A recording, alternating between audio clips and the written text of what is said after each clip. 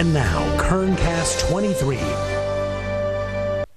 Good morning, Kern County. We're taking a look ahead to a wild weather forecast today. Here's a live look from our City of Tehachapi camera showing you that it's very calm, but later on today we'll start to see this camera shaking back and forth in some very gusty winds, unfortunately. Currently, we're at 50 degrees here in Bakersfield, feeling very mild. This is one of the warmest overnight temperatures we've had in quite a while. And right now there's no wind, but like I mentioned, that will change. Yesterday we got all the way up to 81 degrees, and that was our last day of this mini spring-like heat wave that we'll be enjoying.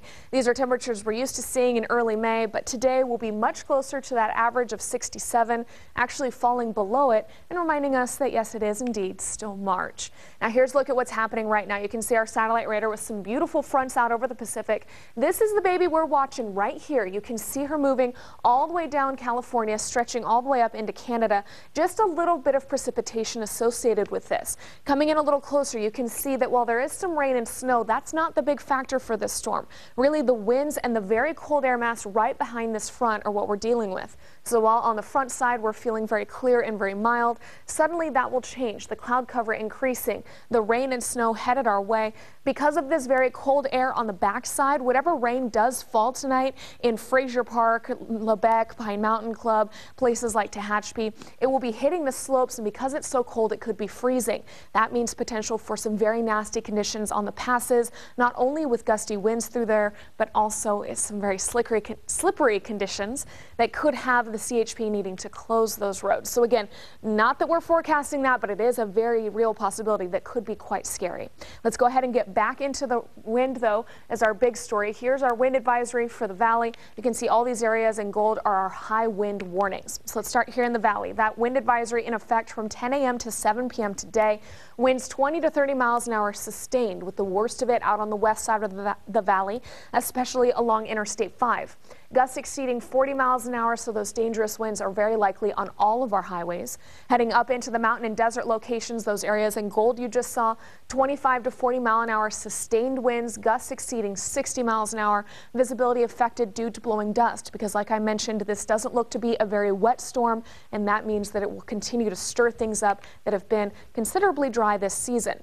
Then that cold air mass behind that system as it moves through will leave us with a freeze watch overnight tonight. From late tonight into early tomorrow, with the coldest temperatures just before sunrise tomorrow. We'll be seeing high 20s in the rural areas, low 30s here in some of our cities.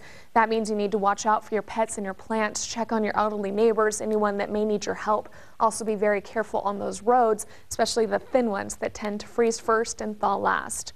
Thankfully, though, our air quality is improving just a little bit, still in the moderate range, but only at 51 on the index.